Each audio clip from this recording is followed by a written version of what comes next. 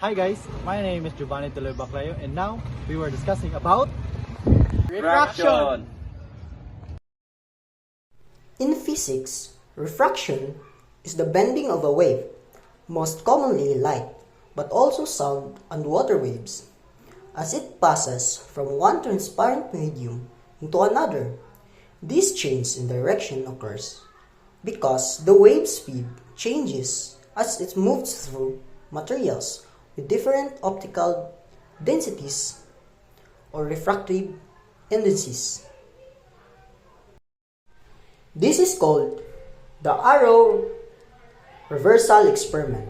In this experiment, the cylindrical glass filled with the water acts like a simple magnifying glass or a lens.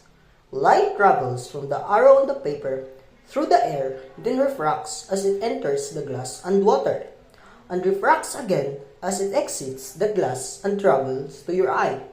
The curved shape of the water-filled glass causes the light rays to bend towards a center point.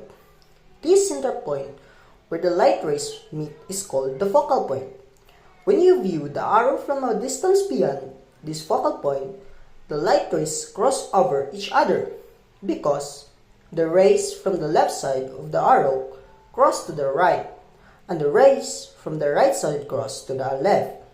Your brain perceives the image as being horizontally reversed.